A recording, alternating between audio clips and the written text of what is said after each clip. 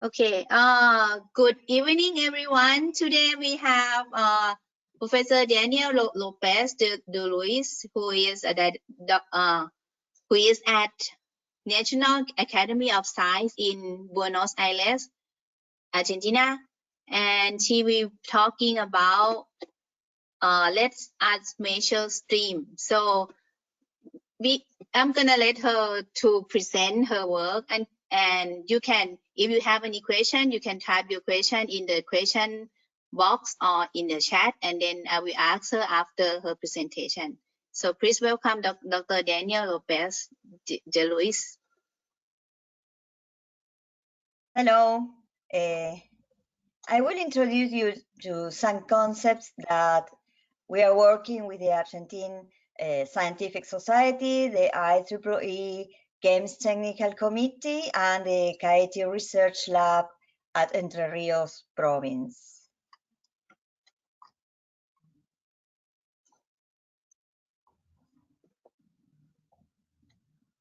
Several entities collaborate with our group, among them the Catholic University of Salta in Jujuy province, the Center of Higher Studies in Information Technology of the Inter-American University in Buenos Aires province, the non-profit organization PGLA in La Rioja, and the school Manuel Dorrego in Buenos Aires province.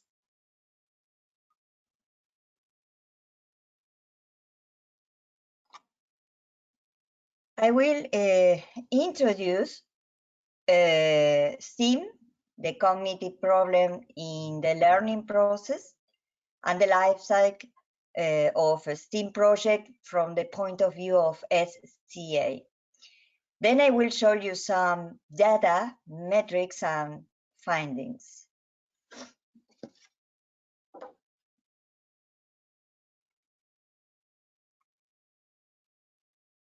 STEAM is an extension of the well-known teaching approach called STEM, which is the anagram for science, technology, engineering, and mathematics. Adding the A for art, it becomes STEAM. Many people are working on this new trend, but there are very few metrics to evaluate the goodness of this type of activity.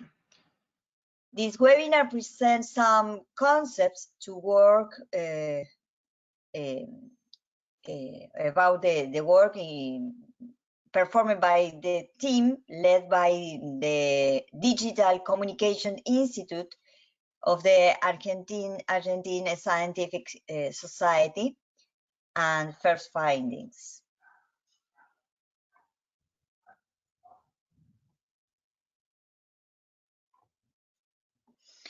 There is a preliminary problem to consider, the cognitive and inherent bias of our brain, the biological bias.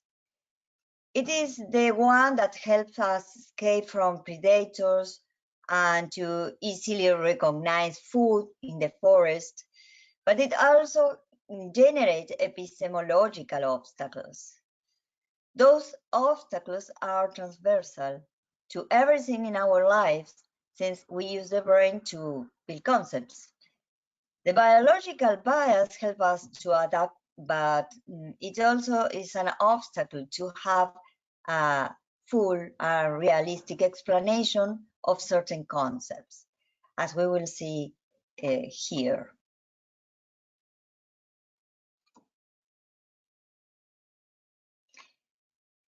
The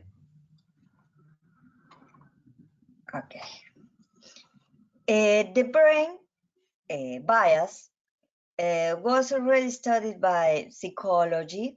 There are certain names coined to label the mental processes produced.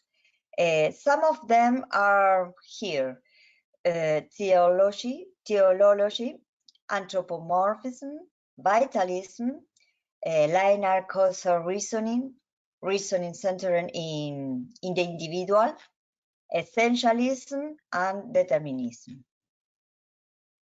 We will go on this.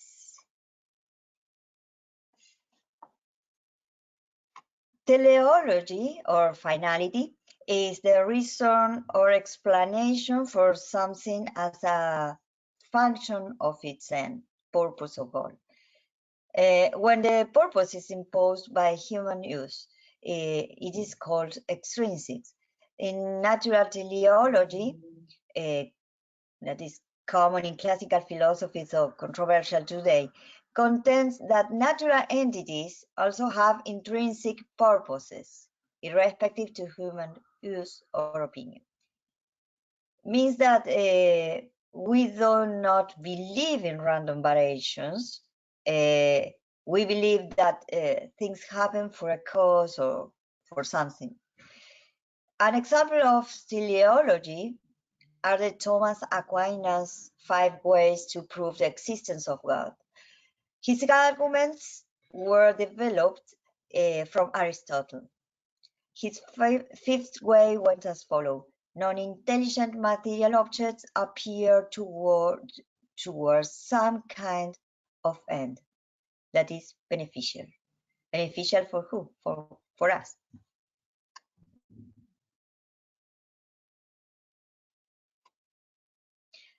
Anthropomorphism is the attribution of human motivation, characteristics,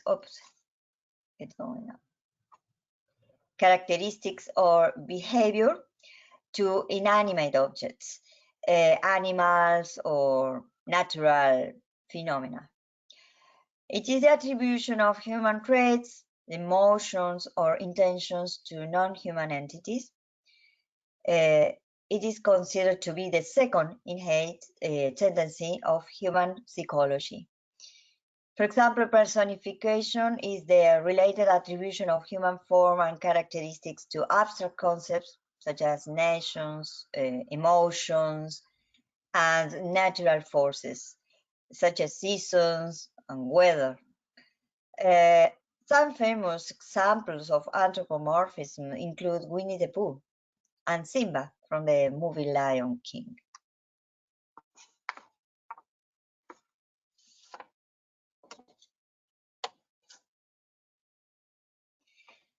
Vitalism is the doctrine in which phenomena are only partly controlled by mechanical forces and are in some measure self-determinant.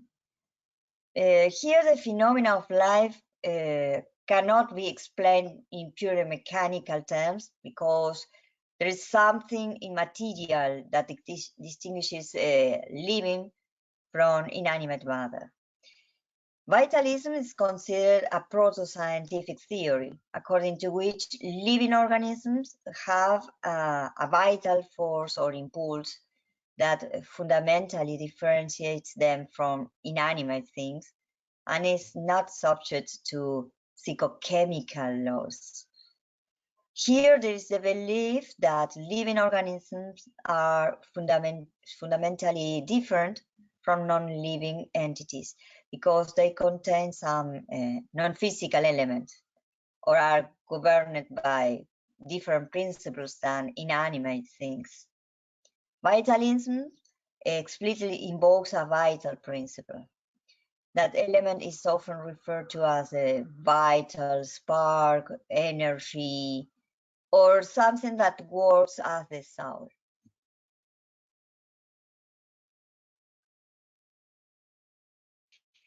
Linear causal reasoning is the process of identifying causality, the relationship between a cause and its effect. The study of causality extends from ancient philosophy to contemporary neuropsychology. Assumptions about the nature of causality may be shown to be functions of a previous event preceding the later one. The first known proto-scientific study of cause and effect occurred from Aristotle's physics. But in the real world, causes are not deterministic and linear, but a combination of probabilities. This explains the problem of explaining what comes first, the egg or the chicken.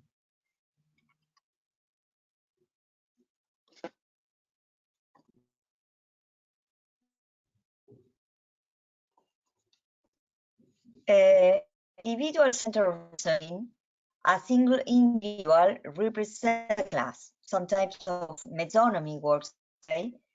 Metonymy in rhetorics is a change of name, a trope or figure of speech that consists of substituting the name of one thing for that of another thing to which the former bears a nose or close relation. For example, when we say, that is an excellent Picasso, that means one painting of Picasso, not Picasso itself. Other example is in evolution, the concept of an individual that evolves, like in this figure. From this perspective, everything is centered on individuals, not in groups of individuals.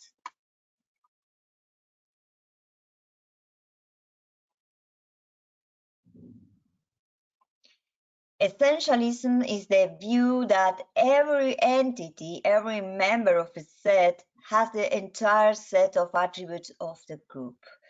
There are no difference between individuals and there are no subtle difference between them. All are the same.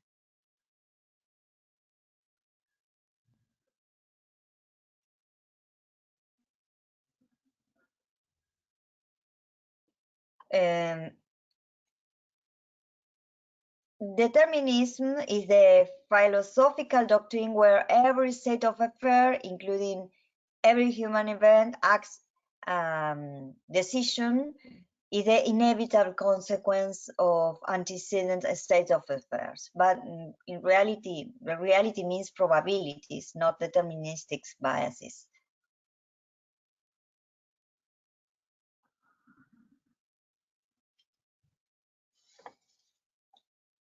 Okay. How I put this?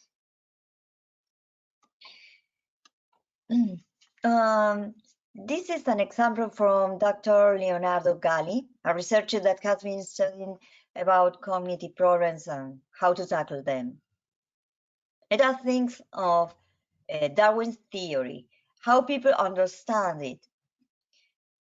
People think that an individual has to adapt itself in order to survive. So he changes its features and thereby its success in the survival activity. But we find here several cognitive problems. Individual-centered reasoning, teleology, essentialism, and linear causal reasoning. But Darwin's theory is not this. He says that there are different individuals with different abilities for adaptation. There's a law of large numbers working here. There is random mutation, a crossing over, and some individuals with more probability to survive will probably survive.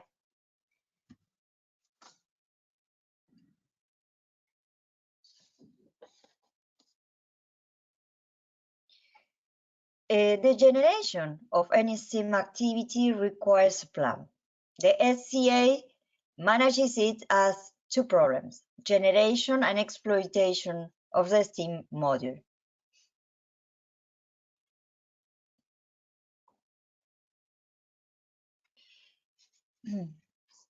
The generation life cycle starts with the determination of the technology, the team, the target, the schedule, the resources required.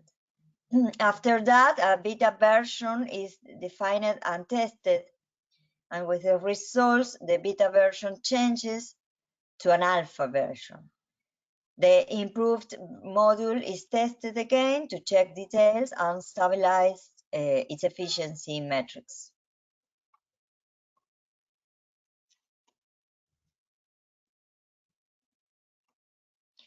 The exploitation life cycles starts when the module is being selected by some entity. There is a virtual museum under construction to exhibit STEAM activities in order to let different publics decide which one could adapt to their needs. The life cycles requires some previous aspects to be determined. Who will implement the module, when, and how much of its content will be adapted to the current entities. After the activity of the registration, there's some registration and statistics that are used to monitor the efficiency of the content and the activity itself. The final step is to update the museum with this information.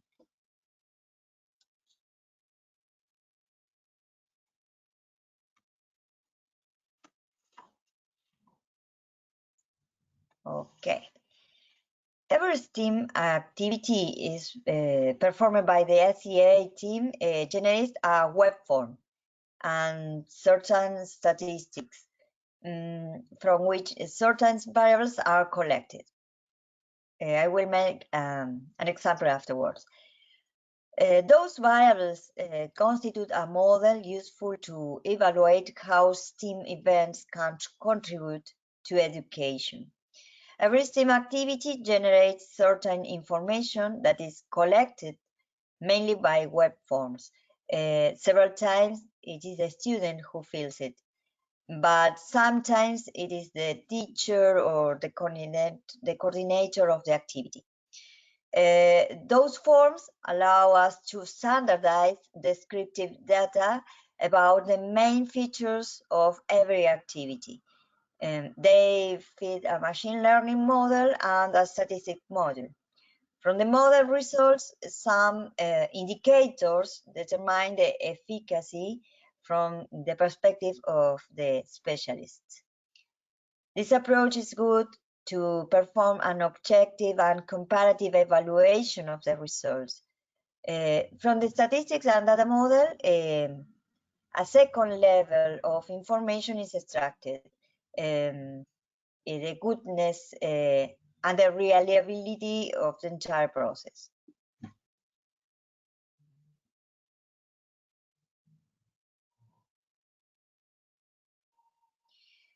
These are some preliminary findings.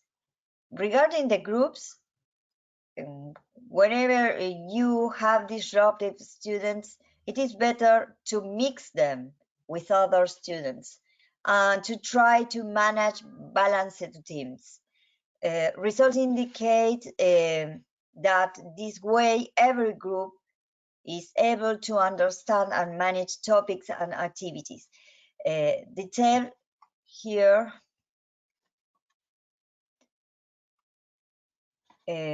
shows the scoring of the groups in an activity performing in Escuela Manuel Dorrego.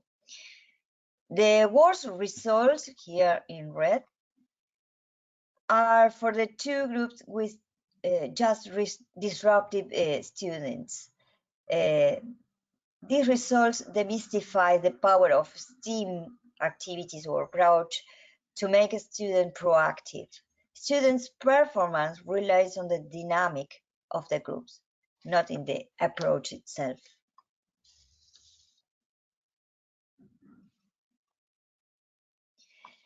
Regarding the reports, they prove to be very important, but one must try to perform them short and with a few questions. Something interesting is that the perception of students could be very, very different from the teachers or coordinators' perspective.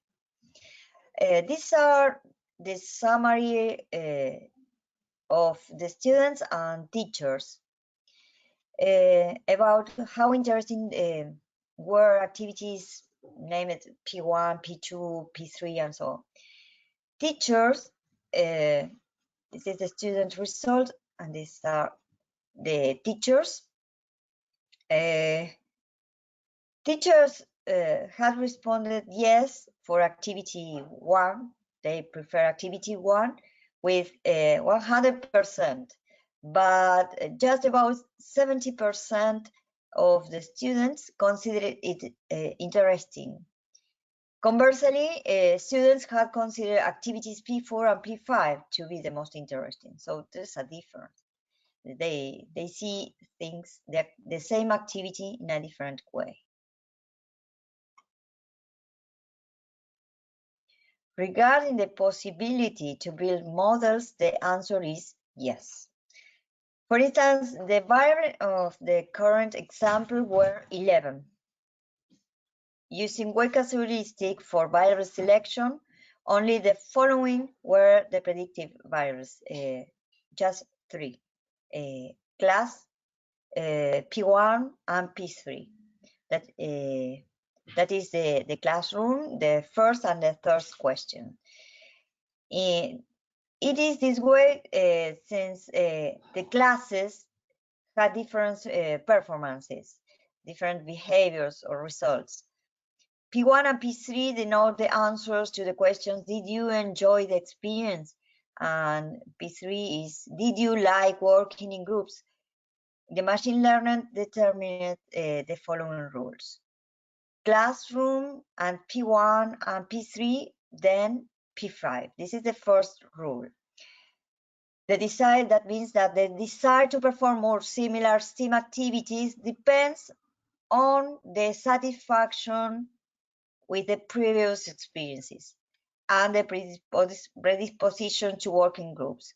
This is because all the activities were performed in small teams. The second rule is classroom and P1, then P4. The degrees of satisfaction is related to the disposition to work in groups.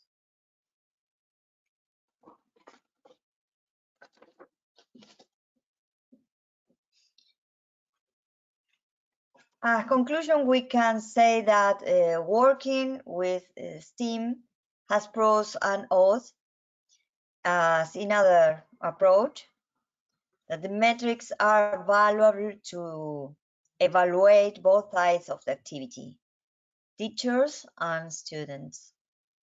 And it is possible to build models to help in future STEAM activities.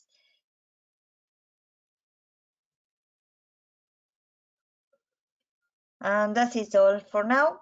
Thank you very much for your attention. I don't know if there is any question.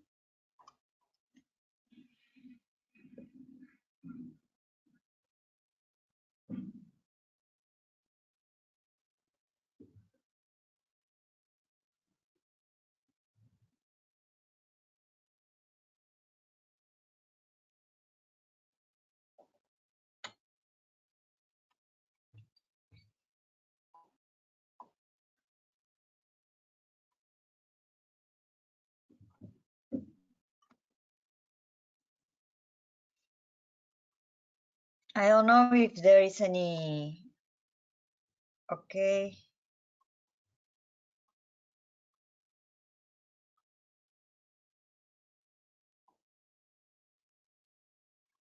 Okay, I don't see any questions, so I don't know if I have to stop the sharing the screen.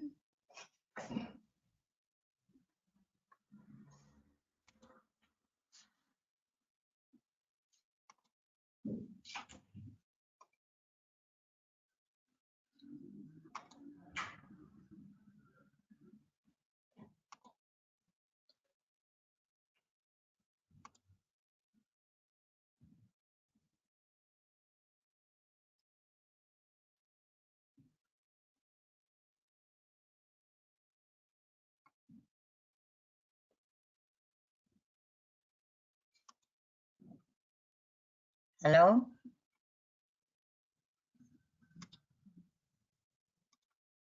Hello.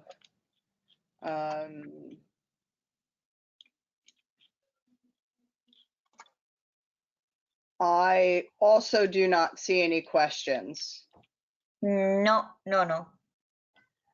So thank you very much for an interesting webinar and have a great day.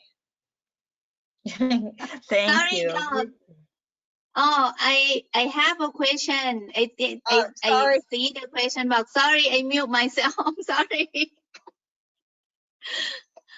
Thank you so much, Danielle, for your presentation. And the question that I have right now in my hand is that, did your example with the data employ any metrics related to studying the impact of gender on STEAM in forming groups, or were all the groups heterogeneous? In fact, we have been studying these metrics for about 2 years. And this is not all the metrics we found. We have more than 10 metrics. Some of them are regarding, this is hard to say, but regarding the religion, gender, the geographic, biographical information. We have found that biographical information is relevant to understand how people react, especially students, young students, how they react to the STEAM activities. In past years, we thought that STEAM was a marvelous tool that can make students to start learning and be happy and everything goes well. These metrics have demonstrated that it is not this way, that probably STEAM will improve the teaching experience, but not in the way we thought previously. STEAM will increase the interest, but students that have problems, that are problematics, will need some extra work, more than STEAM activity.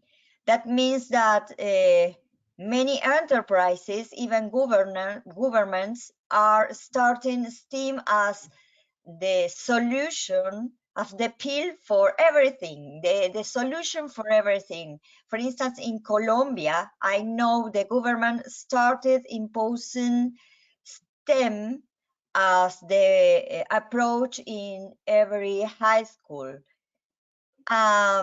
These metrics shows that this is not the way.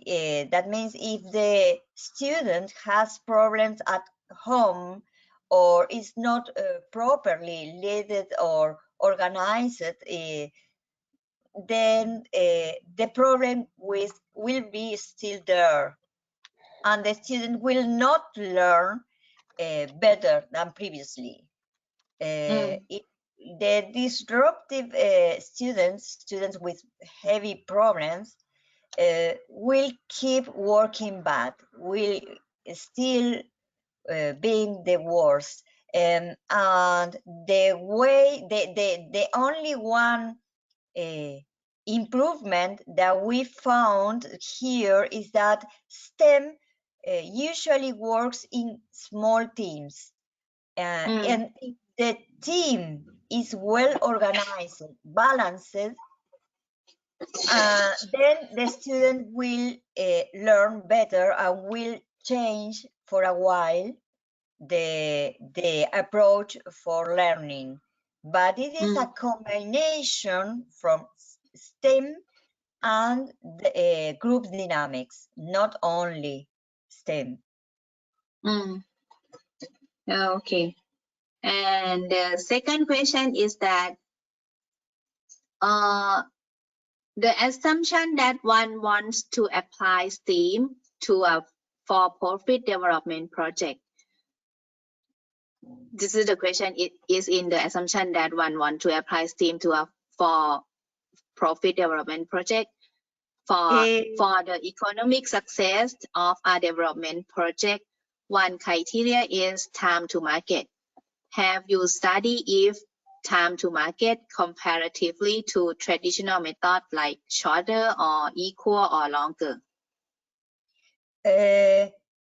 This project is part of a bigger project that intends to make this approach a national or global approach. And yes, there are several enterprises involved, but they will not work in the traditional way. I mean, they will not sell technology to the students or the schools. The idea here is to perform a kind of middleware of entities that will work in some way to compensate the enterprises to give and to afford this type of activities. Also, there are specialists and teachers that can earn money. That is, It's 9:30. not must to be a non-profit activity, a volunteering activity. It can be as any other activity, a job. But the way it is, So your the math is economic law What else do you can have to do? be Is there anything you can look compulsory, ahead on? not the same as in an usual You job. only had math. She's not doing 3 classes and you only have math. Compare it to Gotta be other activities. You better look. traditional way to provide education. It is expected to cost the same. Not it will not be cheaper, not more expensive. About the same, because enterprises will earn in some way money, so it is not necessarily most expensive. Regarding the students, the life cycle of the students will be the same. Probably the subjects and the career in undergraduates and in the schools must change a bit, because the subjects are they separate topics. They are not organized in areas. In ancient Greek, students organized by concepts, not by fields of expertise or fields of knowledge. So this is I think the biggest change the education must perform. Anything else will be similar and in similar term, similar time, but the concepts should be changed. The way we teach should change. Students must learn in small groups, not in bigger groups. And they must learn, for instance, the ear and sounds and music and painting, all in the same unit. And the work of the concept, the way we learn must be changed. Okay. Okay, next question is, maybe this is a bit out of context.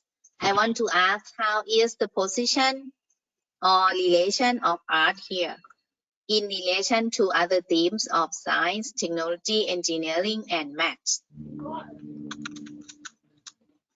You want to be, sorry, I didn't understand the connection. Okay. I think the question is that what is the position or relation of art in science, technology, and engineering and maths in the STEAM? Yes.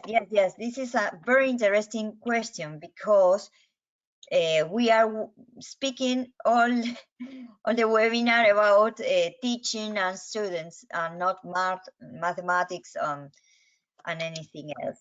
The problem is that when we learn something as we read and we listen, but with STEM, you are like a researcher. You must learn researching a small topic that is already discovered, but not for you. You must rediscover Watching TV.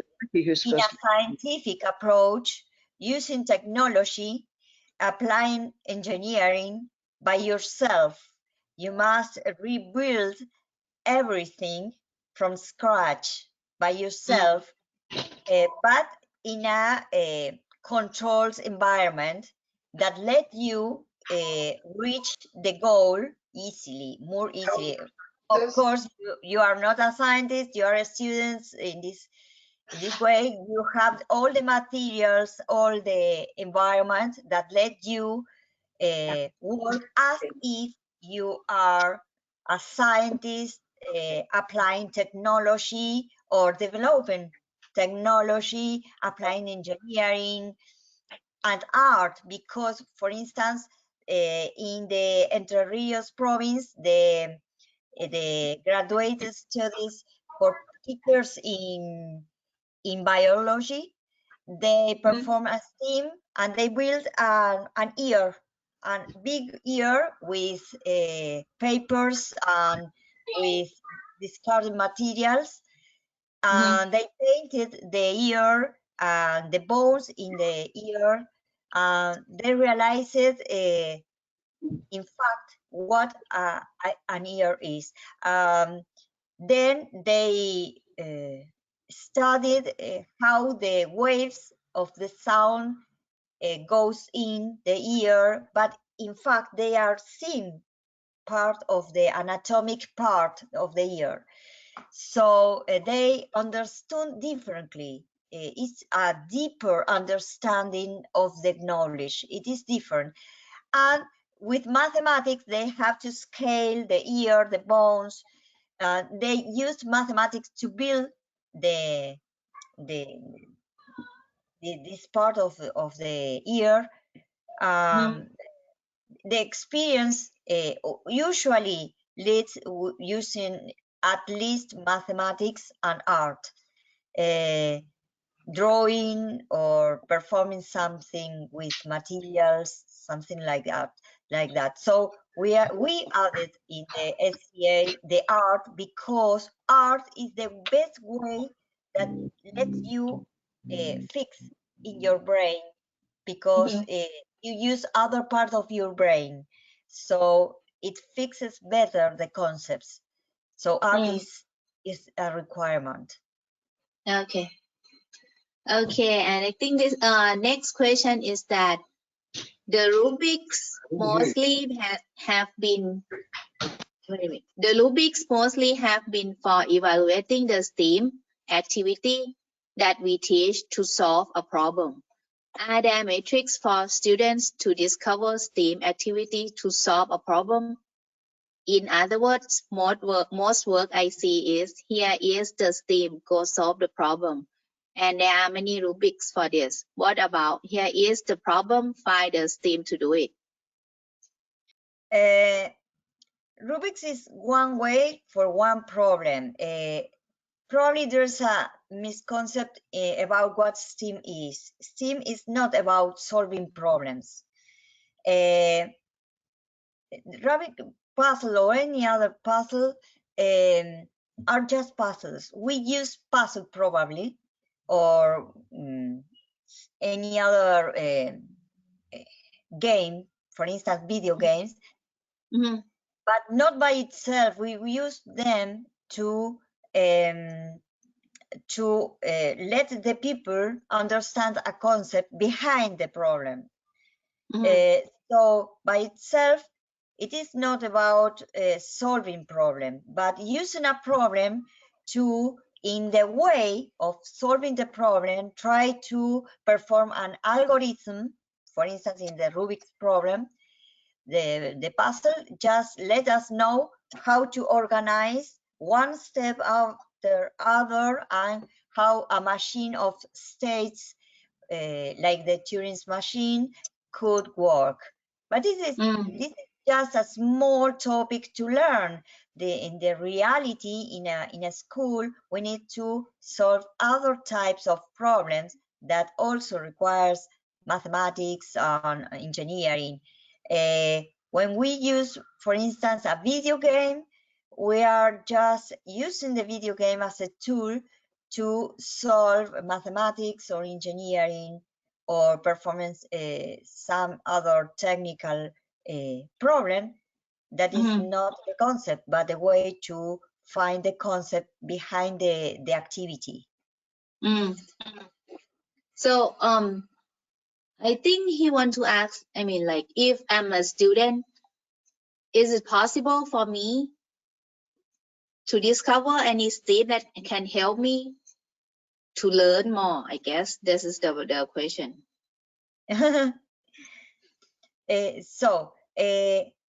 STEAM, we use STEAM, first of all, from 6 years old to 90 years old.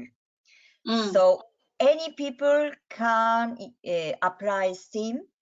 In fact, with the pandemic, with COVID, we are using STEAM to teach all people how to manage with the Android, to go to the bank virtually and to perform payments virtually.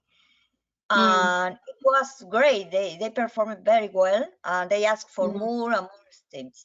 But any people can perform STEAM.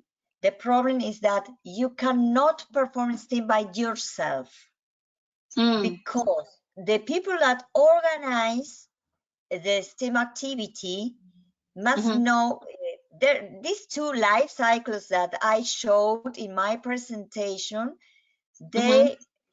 They were very consciously developed, because to build a new STEAM activity, you need a lot of resources, technology, how to apply the art, the mathematics, how much of every activity you need, because you must to balance science, technology, engineering, art, and mathematics. Some topics, for instance, do not require technology or does not require art. So you need to organize, to balance with, it is a team of people that must perform a goal, the scope, the topic to learn, and how to implement it. So we always develop the activity with the teachers of the team. I mean, if the students are 5th grade of the school, of the primary school, we meet the teachers. We say, okay, what do you want this student to learn?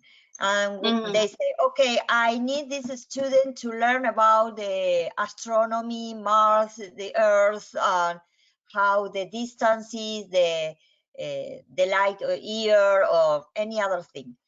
Okay, now we have the topic. Now, how we can relate with other subjects, and we meet the other teachers that now they are all different teachers for a single topic. So we add geography, we add the mathematics teacher, we add the art, the music, anyone, and we add and perform the activity. After that, we need to define the technology. The technology to this, okay, I need a telescope, oh, but I don't have one. But it is good to learn how works a telescope. Oh, okay. We go to construct with art, cartoons, lenses, I don't know how, and we learn also, and this is the way we develop the activity until we have a STEAM, a module. That is why we name it module and not activity. This is not just an activity. This is a model with resources, lot of people, goals, resources, PowerPoints, materials, technology. So it is not so easy to implement a measure sim. Yeah, right. Okay, I see your point. Okay, yeah, I think I'm just gonna post your email address for the attendees so that they can send you email later. Is that okay? Yes. Okay. And I don't see any question in the question panel.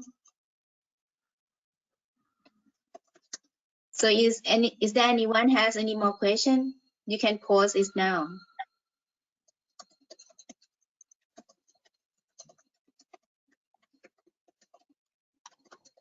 I don't know why I can't see any question in the chat. Okay. Yeah.